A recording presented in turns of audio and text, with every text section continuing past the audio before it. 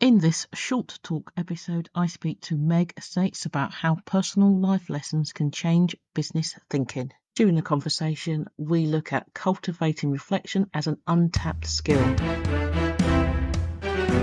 I create clear thinking and decisive leaders who can amplify their influence. Contact me to find out how I can help you or your organisation. And today our guest is Meg Seitz. How are you doing, Meg?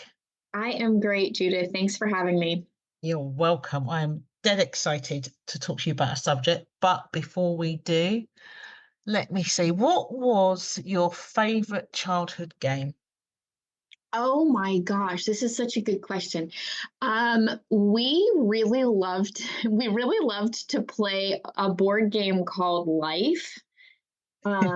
So we would play the game of life, where you would get into a car, you'd have a little plastic car and you would work your way through life. You would, and actually, I believe the game started after you graduated from college. And so you would move around the game board through life and career and family, and you'd add people to your car and you'd add money to the bank. And then there were these funny things that would come up too along the way, like, pipe burst in your house, pay 10,000. So there were also these like very real adult things, which now that I think about it, I don't know why we were so anxious to play that game as children, but love. I remember that game. And what was interesting, it doesn't start from graduating, it starts from, do you want to go to college or do you want to go straight to a job? So That's I right. thought, yeah, I remember playing that a lot as well. Yeah, that was a good game. Okay, that's cool. So tell us a little bit more about you. Yeah, so my name is Meg Seitz, and I actually am the owner, founder, CEO of a company called Toth Shop, Toth Shop. Mm. And we do a lot of communications work. And what led me to that has been such an interesting path because I went to college, I went to Kenyon College, and I majored in English. And as a kid, I was always like a kid, I was always a ferocious reader. I was always a kid writer and storyteller. And my sister and I would always put on plays in our, in the game room upstairs. And it seemed really natural for me to major in English. I loved stories and I loved storytelling. So I majored in English, and my first real job out of college was I taught 12th grade.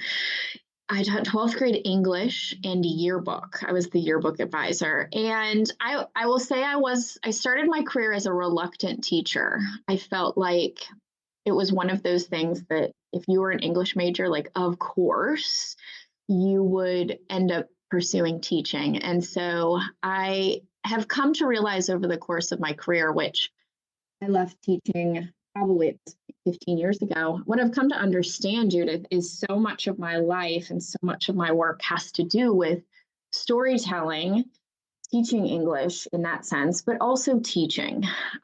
So from that point on, I taught 12th grade for a number of years before I got into the business world, which is really my second life. Is I worked for a company called Lululemon here locally in Charlotte.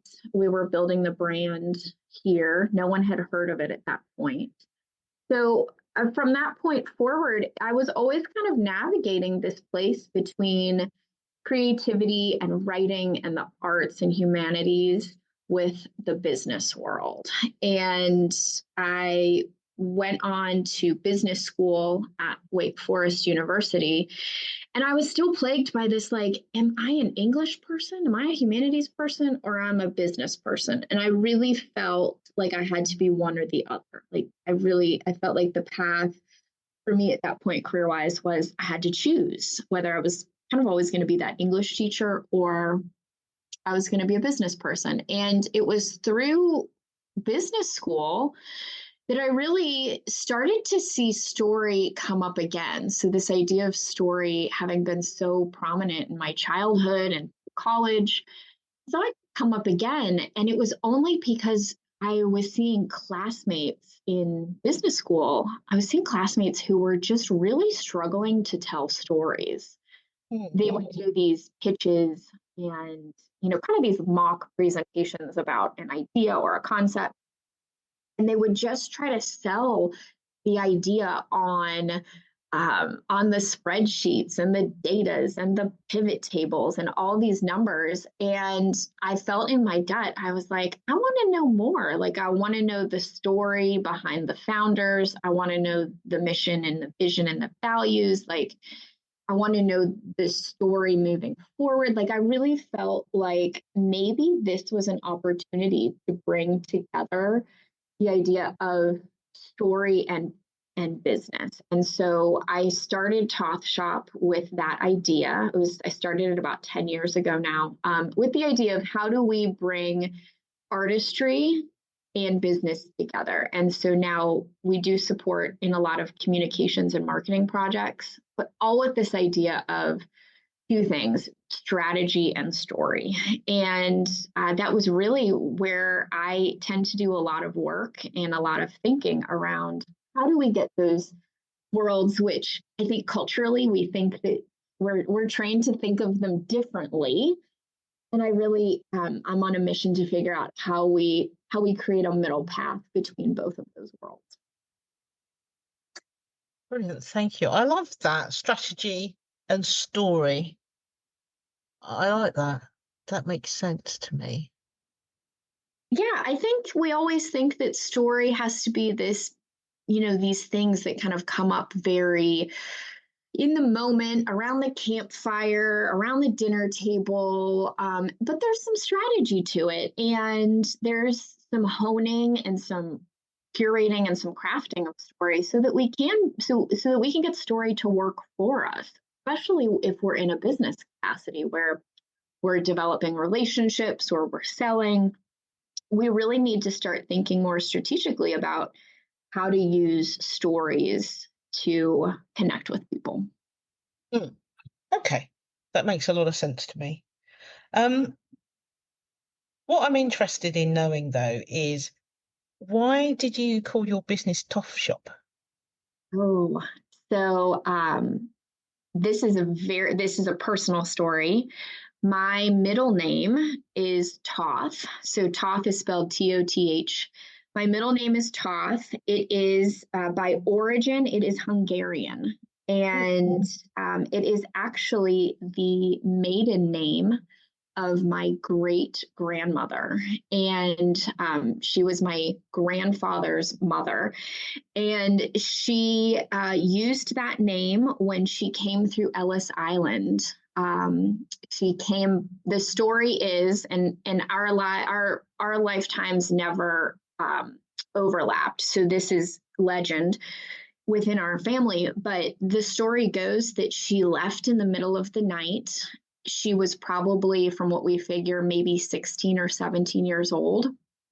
And she boarded one of those large ocean liners at a large port, made the journey across the Atlantic by herself into New York, and then from New York went to Pittsburgh, which is where our family is from. There is a very strong Hungarian population in Pittsburgh. But the story goes that she made that journey, like I said, by herself in the middle of the night as a teenager with no money, no English. And really that was a move that started, one branch of our family here. And I'm really proud that that name is at Ellis Island in New York. And it's my middle name. So it's literally the heart of my name or my identity. And I just always really connected with that. I liked the story of it. And I really felt like it has become a little bit of a litmus test for our clients that, who aligns with that? Like, who in the scheme of our clients, like, who are the ones that are willing to wake up at 2 o'clock in the morning and go on an adventure and explore and be curious and seek a newer, bolder, braver world? That takes guts. And so I think what we really love to do is find clients who align with that ideology and that spirit. Makes sense. That's so so fascinating, isn't it? So tell me then about your new book. Curious to Yes. know more about that. Yes. So I published my first book. Like I said, I've been writing forever.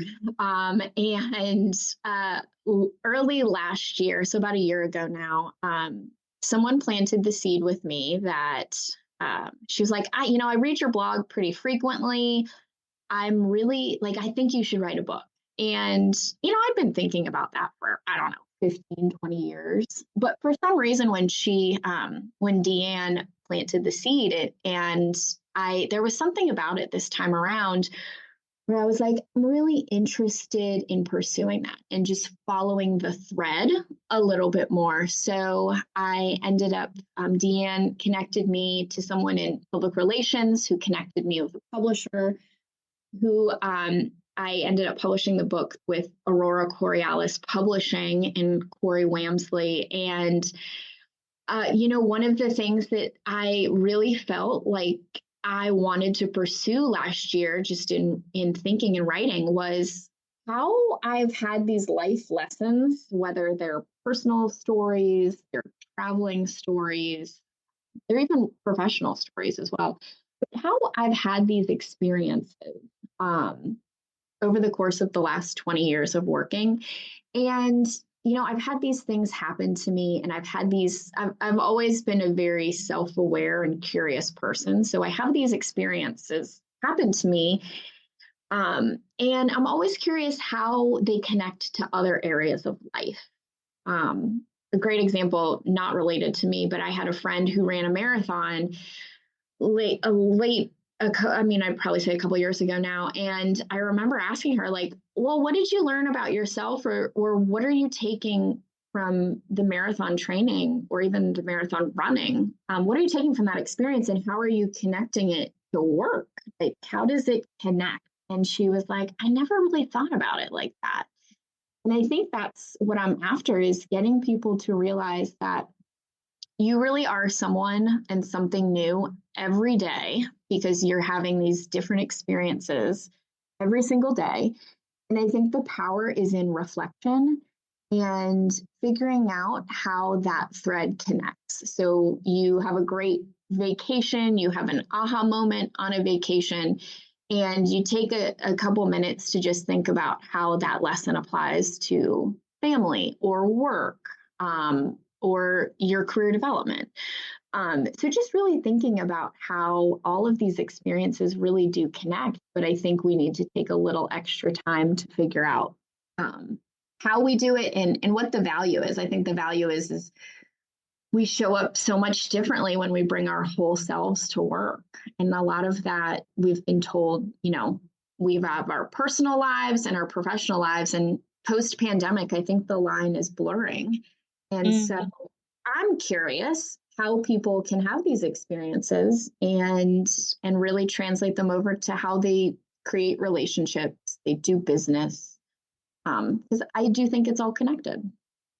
Yeah, it makes a lot of sense. But my experience is that not a lot of people reflect, though. They go through stuff and then they go, Yeah. right, okay, I went through that, but not necessarily go, okay, well, that was useful because of this, or or maybe someone can get stuck in the present of it. Do you know Yeah. what I mean? And not then go, okay, this is how to extrapolate. Is there a way, especially if someone's not used to that kind of reflection, that it becomes more automatic and therefore more useful? Yeah, I think it's a fair point, because we're not taught a lot how to self-reflect. Um, Mhm. we don't. I think we always have those moments growing up in school where it's like, we get a test back and we go back through the test and we figure out like what we got wrong and how to fix something. But I think what I'm talking about is the idea that, we have an experience, even, coming to the close of a day. My favorite thing, and this is an easy like first step, is if you're a paper journaler, or maybe you have a running note in your phone, but coming to the end of the day and almost setting like a 2 minute or a 5 minute timer and just working through your day. Maybe it's going back through your calendar. There are some days where I'm like, what happened this morning? So I go back through my calendar and I just make some notes about what I learned. Like, so and so said this really great quote, which I scribbled in my notebook. Or I figured out something about myself at that one meeting that we had, across town. And I just jot little notes to myself. And then I think the bonus, the extended edition of that, is really trying to figure out, like, okay, what did I learn?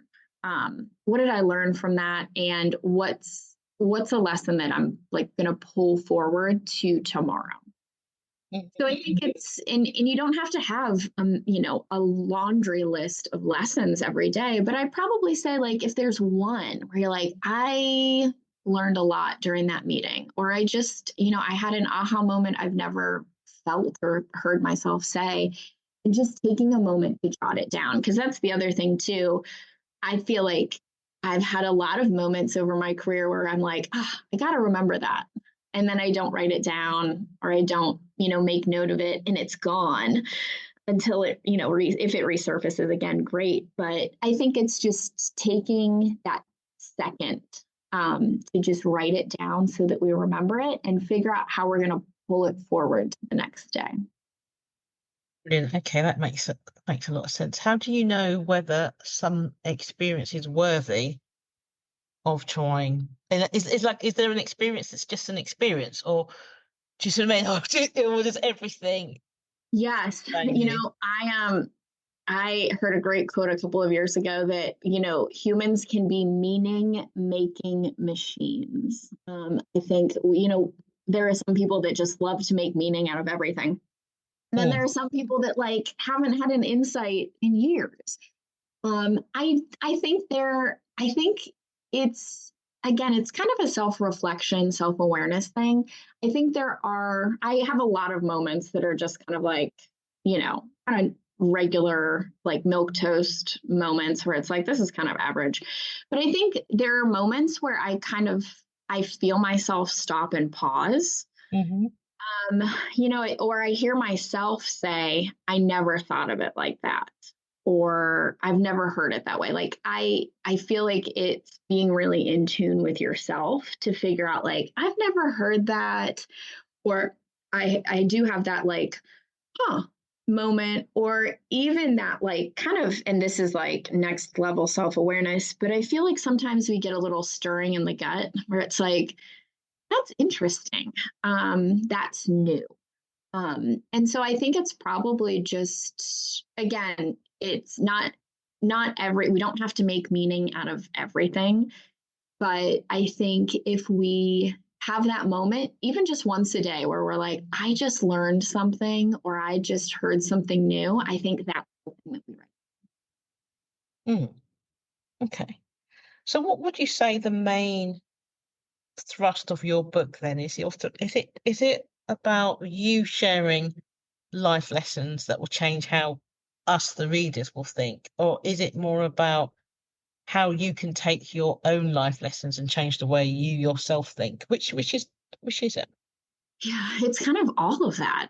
So what the big call to action, I would say, in the book is to start paying attention. I think that's the piece that we're missing right now as humans, is we're so into Netflix, and we're so into our phones and being up on the latest trends like AI, and we're really hungry for all this information that's out there. And I really think that this is a call to start paying attention to your own world and your own life and your own aha moments, your own insights.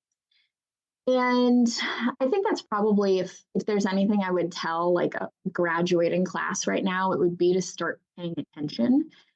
The way the book unfolds is I kept it very snackable. That was one thing that was important to me, is that I wanted a book that was just a little bit over 100 pages, because I wanted somebody to be able to feel it and hold it and be like, I can read this in an evening or a weekend or a plane ride. So I kept it very snackable.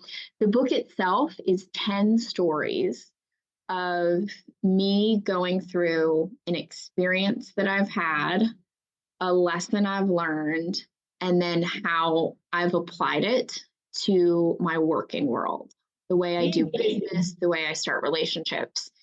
And then at the end of every chapter are questions for radical change. And what those are a handful of questions to get the reader thinking about the chapter and how maybe something from the chapter applies to their life.